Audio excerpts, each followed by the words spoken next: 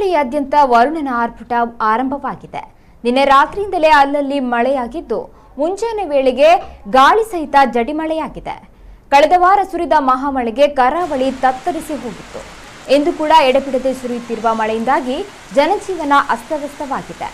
ಮಳೆಯಿಂದ ನದಿ ತೊರೆಗಳು ತುಂಬಿ ತುಳುಕ್ತಾ ಇದ್ದು ಮುಂಜಾಗ್ರತಾ ಕ್ರಮವಾಗಿ ದಕ್ಷಿಣ ಕನ್ನಡ ಜಿಲ್ಲಾಧಿಕಾರಿ ಶಾಲೆಗಳಿಗೆ ರಜೆಯನ್ನ ಘೋಷಿಸಿದ್ದಾರೆ.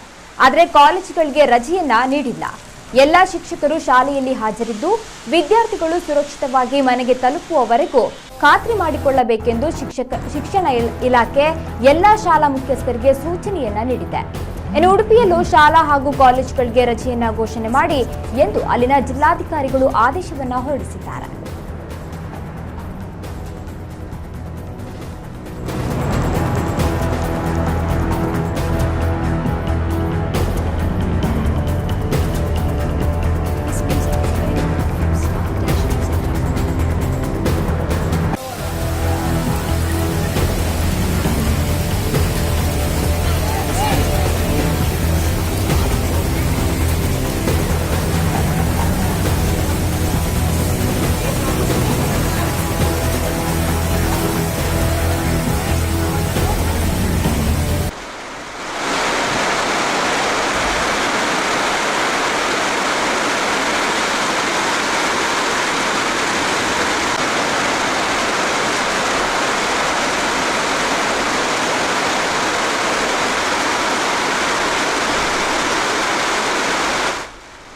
ಮಾಧ್ಯಮಗಳ ವರದಿಯಲ್ಲಿ ದಲಿತ ಎಂಬ ಪದ ಬಳಸದಂತೆ ಸೂಚನೆ ನೀಡಬೇಕು ಎಂದು ಬಾಂಬೆ ಹೈಕೋರ್ಟ್ನ ನಾಗ್ಪುರ ಪೀಠ ಗುರುವಾರ ಕೇಂದ್ರ ಮಾಹಿತಿ ಮತ್ತು ಪ್ರಸಾರ ಸಚಿವಾಲಯಕ್ಕೆ ಹಾಗೂ ಪ್ರೆಸ್ ಕೌನ್ಸಿಲ್ ಆಫ್ ಇಂಡಿಯಾಗೆ ಆದೇಶ ನೀಡಿದೆ.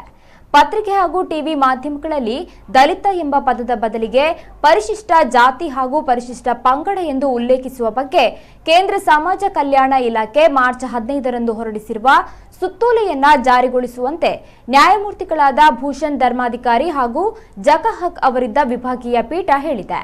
ಕೇಂದ್ರ ಸರ್ಕಾರದ ಸುತ್ತೋಲೆಯ ಆಧಾರದ ಮೇರೆಗೆ ರಾಜ್ಯ ಸರ್ಕಾರ 4 ವಾರದೊಳಗೆ ಅಧಿಸೂಚನೆ ಹೊರಡಿಸಲಿದೆ ಎಂದು ಸರ್ಕಾರಿ ಅಭಿಯೋಜಕರು ಕೋರ್ಟ್ಗೆ ತಿಳಿಸಿದ್ದಾರೆ.